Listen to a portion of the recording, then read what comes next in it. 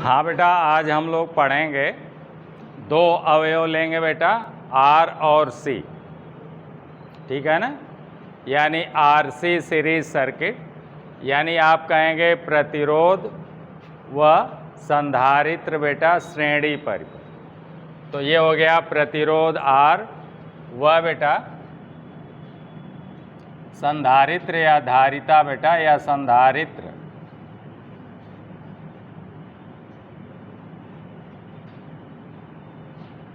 सी बेटा श्रेणी परिपथ, या कहेंगे आरसी सीरीज सर्किट।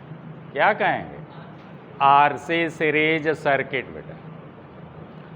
तो ये आपका जो है श्रेणी क्रम में धारा एक ही बहेगी, ये परिपथ बन गया बेटा।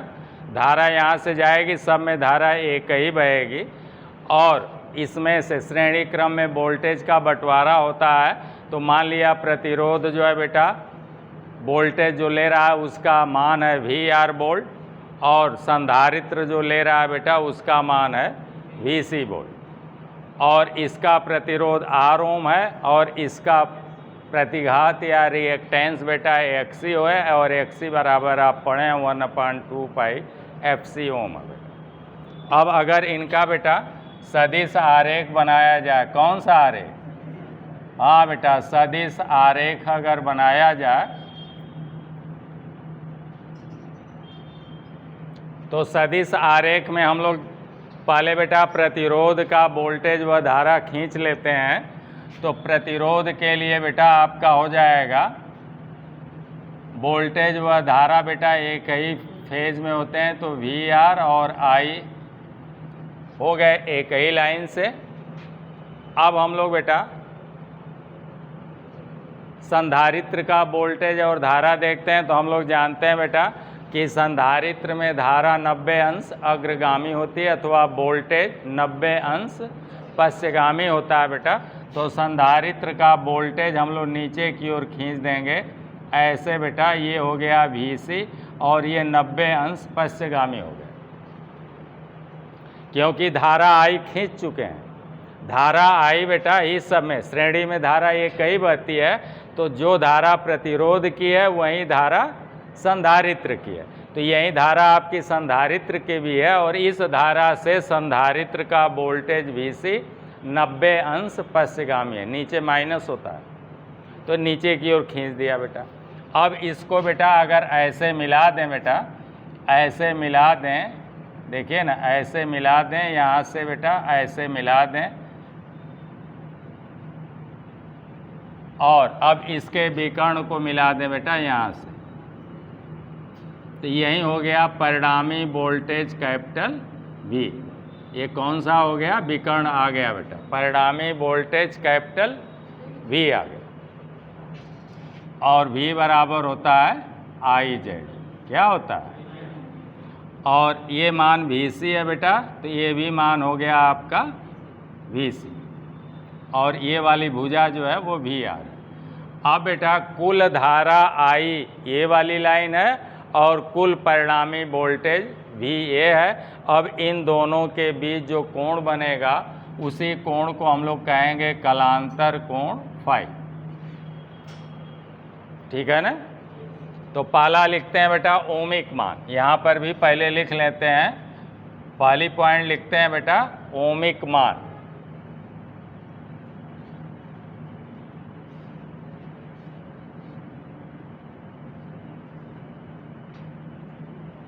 ओमिक मान बेटा, तो पहले का है बेटा R ओम है, प्रतिरोध का कितना है? R ओम है बेटा, और दूसरा बेटा संधारित्र का या धारिता का है बेटा XC ओम। तो लिख लेंगे संधारित्र का है बेटा, संधारित्र का ओमिक मान है बेटा XC ओम, और XC बराबर है 1/2 पाई FC ओम बेटा, ये हो गया। अब दूसर का लिखेंगे बेटा वोल्टता पात या लिया गया वोल्टेज बेटा, वोल्टता पात या लिया गया वोल्टेज बेटा।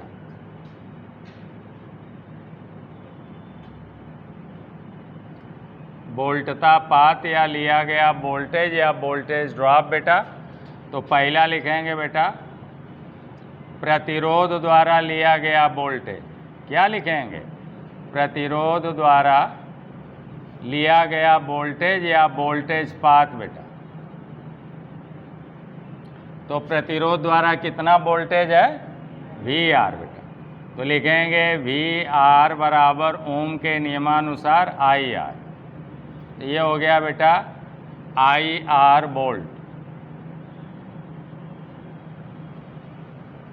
ऐसे ही बेटा लिखेंगे संधारित्र। संधारित्र बेटा लिख लें द्वारा लिया गया वोल्टेज। द्वारा लिया गया वोल्टेज कितना है? VC है।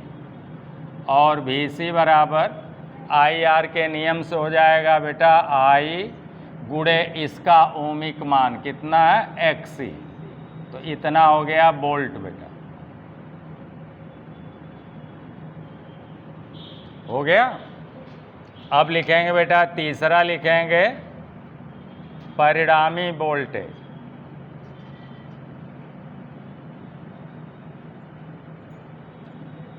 परिणामी वोल्टेज बेटा आपका कैपिटल V है। इसका मान ज्ञात करेंगे किससे बेटा? सदिश आरेख से। किससे ज्ञात करेंगे? हाँ लिख लें बेटा सदिश आरेख से। सदिश आरेख में चलते हैं बेटा। ये कोण अगर फाई है बेटा, इसको लेंगे तो फाई के सामने की ये वाली भुजा जो है वो लंब होगी। क्या होगी? लंब होगी। और ये वाली भुजा आधार होगी बेटा। और ये वाली भुजा कर्ण होगी। कर्ण का मान कितना है? V है। आधार का मान कितना है? VR है। और लंब का मान कितना है? हाँ ये भुजा BC है बेटा। तो ये भी भुजा BC होगी। अब लिखेंगे बेटा सदिश आरेख से। तो यही लिखेंगे कर्ण का वर्ग बराबर इस वाले समकोण त्रिभुज में चलेंगे बेटा। तो कहेंगे कि कर्ण का वर्ग यानी V का वर्ग बराबर, तो लिख लें बेटा यहाँ लिख देते हैं सदिश आरेख से V का वर्ग बराबर बेटा देखिए VR का वर्ग आधार का वर्ग प्लस लंब का वर्ग बेटा यानी VC का वर्ग। हो गया। पाइथागोरस की प्रमेय से कर्ण का वर्ग बराबर आधार का वर्ग धन लंब का वर्ग। लंब है VC। अब इधर का वर्ग खत्म करेंगे बेटा तो इधर की राशि पर कर्णी लग गई और इतना वोल्ट हो गया आंसर। तो ये हो गया बेटा परिणामी वोल्टेज के लिए कुल वोल्टेज जो यहाँ से V वोल्ट दे रहे हैं बेटा उसका फार्मूला आ गया।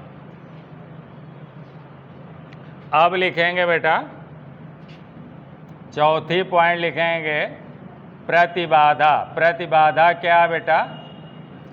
परिपथ के कुल अवरोध को प्रतिबाधा कहते हैं और Z से व्यक्त करते हैं। तो इसी फार्मूले को उतारेंगे बेटा। लिखेंगे परिणामी वोल्टेज के सूत्र से।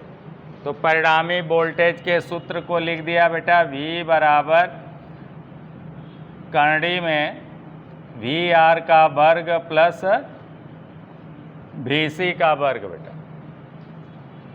चलिए V बराबर क्या होता है? IZ हो जाएगा।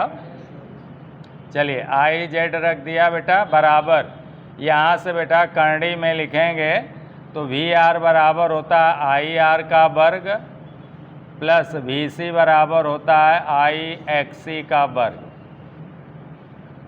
I बाहर हो जाएगा तो हो जाएगा IZ बराबर I गुणे बेटा कर्णी में R स्क्वायर प्लस XC का स्क्वायर। ये I से I कैंसिल हो गया। Z बराबर फार्मूला बन। अब Z बराबर अगर मैं पूछूं कि कुल कितना होगा बेटा तो आप कहेंगे कर्णी में R square plus XC square. देखिए आ गया R square plus XC square करके और उसका वर्गमूल लेंगे बेटा तब परिपथ का कुल अवरोध ज्ञात होगा।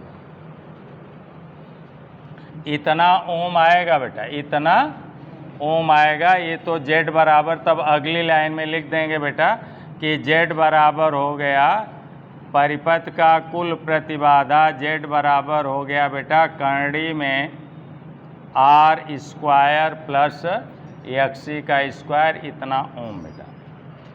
Z का मान ज्ञात हो गया। पांचवा लिखेंगे बेटा परिपथ की कुल धारा, परिपथ की धारा I बराबर क्या हो जाएगा, तो V/Z हो जाएगा, इतना एम्पियर आ जाएगा। क्लियर है। कुल धारा बराबर बेटा कुल वोल्टेज बटे कुल प्रतिरोध, कुल प्रतिरोध अब आ गया Z ओम। अब कुल प्रतिरोध को प्रतिबाधा कहेंगे, अंग्रेजी में इम्पीडेंस कहेंगे। क्या कहेंगे,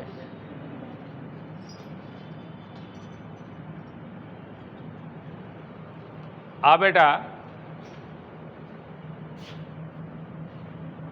ये सदिश आरेख है बेटा। अब यहाँ से बेटा हम लोग ज्ञात करेंगे छठी पॉइंट कला कोण। क्या ज्ञात करें, छठी पॉइंट बेटा कला कोण या कलांतर। कला कोण बेटा फाई का मान ज्ञात करेंगे, कोष्ठ में फाई, तो लिखेंगे tan फाई बराबर, क्या लिखेंगे, हाँ बेटा tan ज्ञात करेंगे तो लिखेंगे tan फाई बराबर, tan थीटा बराबर क्या होता है, लंब बटे आधार। क्या होता है, तो बेटा लिख दिया लंब बटे आधार। इसके सामने की ये वाली भुजा लंब है तो लंब का मान है VC बटे आधार कितना है VR। तो यहाँ से ज्ञात हो जाएगा बेटा। या VC बराबर क्या है बेटा, तो यहाँ लिखे हैं VC बराबर IXC है और VR बराबर IR है। तो ये भी मान कोई लड़का रख सकता है। तो IXC बेटा और बटे में IR बेटा, I से I कैंसिल हो गया तो XC बटे R। अब यहाँ से बेटा थीटा बराबर हम लोग लिख लेंगे, थीटा ये फाई बराबर बेटा लिख लेंगे tan इनवर्स VC बटे VR। यहाँ से बेटा मान ज्ञात कर लेंगे। अब जब हमें फाई का मान ज्ञात हो जाएगा बेटा तो सातवीं पॉइंट लिखेंगे पावर फैक्टर। पावर फैक्टर बेटा शार्ट में कहेंगे PF या हिंदी में कहेंगे शक्ति गुणक। इसी का कास ले लेंगे फाई का, तो लिखेंगे कास फाई बराबर बेटा लिखेंगे, बराबर क्या लिखेंगे, अब कास फाई का यहाँ सदिश आरेख से देखें बेटा तो कास थीटा बराबर क्या होता है, आधार बटे कर्ण। तो लिख देते हैं आधार बटे कर्ण बेटा, ऐसे क लिख दिया, कर्ण समझ जाएंगे, या आधार बटे कर्ण पूरा लिख दिया। आधार है VR बटे कर्ण है V, VR बराबर IR और V बराबर IZ। तो देखिए कट गया। फिर पावर फैक्टर कास फाई बराबर आ गया, कास फाई बराबर आ गया R/Z। तो ये फार्मूला याद होना चाहिए। PF बराबर हो गया बेटा इतना, पावर फैक्टर। अब लिखेंगे बेटा सक्रिय शक्ति। क्या लिखेंगे,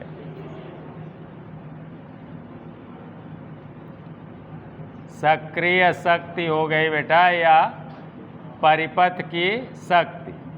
सक्रिय शक्ति या परिपथ की शक्ति P बराबर आ गया बेटा V गुणे I गुणे पावर फैक्टर कास फाई इतना वाट। भैया अगला आ गया बेटा हाँ आभासी शक्ति।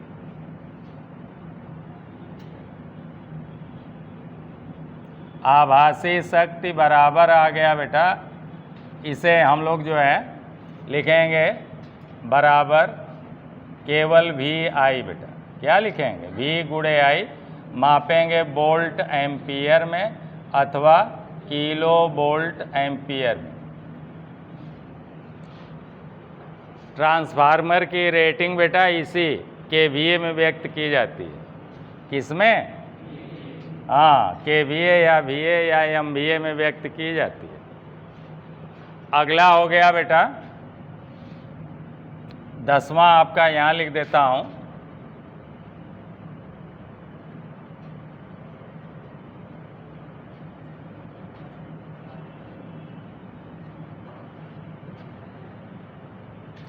दसवीं पॉइंट आपकी हो गई बेटा, हाँ बेटा लिख लें बेटा, प्रतिघाती गुणक। प्रतिघाती गुणक बेटा, जिसे कहेंगे रिएक्टिव फैक्टर।